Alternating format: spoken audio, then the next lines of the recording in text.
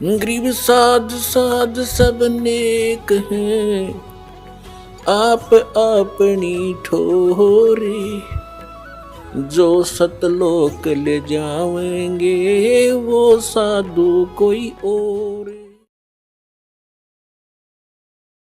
पुण्यात्माओं, आपको कितना राहत होने जा रही है, कितना लाभ होने जा रहा है, आप नहीं समझ सकते इसको। और हम कितना कष्ट उठा चुके हैं संखों बार। ये तो एक बार के गधे का एक दिन की बता रहे हैं, ये कष्ट एक दिन में ऐसा होता है, और एक गधे का जीवन कितना है। अब इसलिए बताते हैं सतगुरु के उपदेश का, जय सतगुरु की संगत करते सकल कर्म कट जाई, अमरपुरी पर आसन होते जहां धूप ना छाई।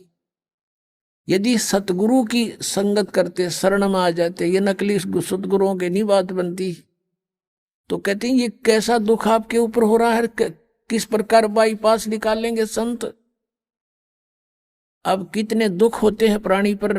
आध्यात्मिक मार्ग को आध्यात्मिक घटनाओं से ही तोला जाता है, किसी के कहने मात्र से नहीं। आपको दिखाते हैं इतिहास,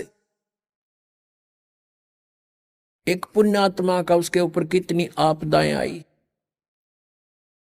और जो धन आपको प्राप्त होने जा रहा है, जो ज्ञान और भक्ति और विधान आपको मिलने जा रहा है, उससे आपको कितना बेनिफिट होगा, कितना राहत मिलेगी।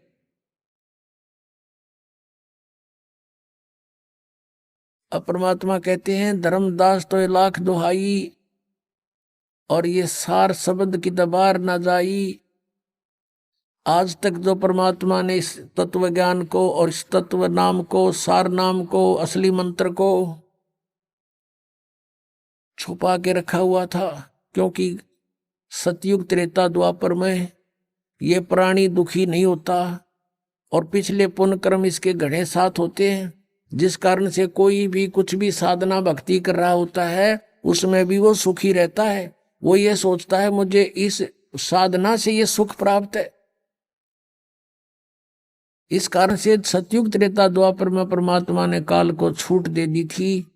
इसने डिमांड की, प्रार्थना की करके मांगा था, और कह दिया था ठीक है भाई, 3 युगों में हम नहीं ले जाएंगे प्राणी, और चौथे युग कलयुग में हम ले जाएंगे। तो आज से कलयुग से पहले का कोई इतिहास दिखा दो, कोई मुसलमान न्यारा बना हो, या ईसाई अलग बना हो, या कोई जैनी अलग बना हो।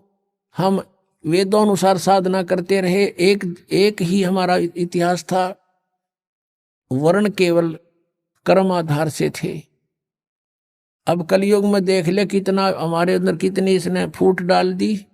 कोई हिंदू बनाया, कोई मुसलमान बनाया, कोई ईसाई बनाया, कोई सिख बनाया, कोई कुछ बना दिए, हमें अलग अलग पाट दिया।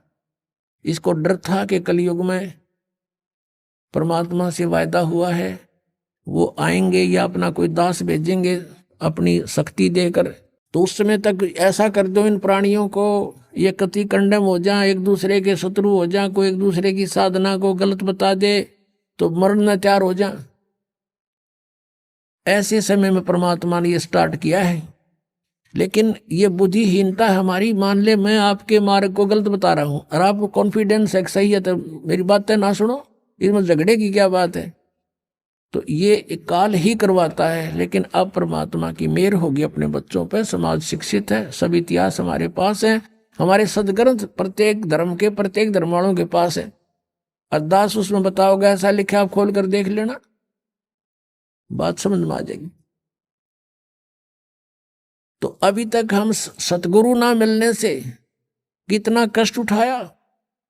सतगुरु के उपदेश का लाया एक विचारे, जय सतगुरु मिलते नहीं फिर जाते नरक दुआरे।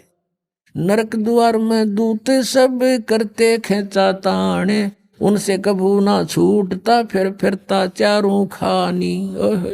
चार खानी में भरमता कबू न लगता पारे, सो फेरा सब मिट गया मेरे सतगुरु के उपकार।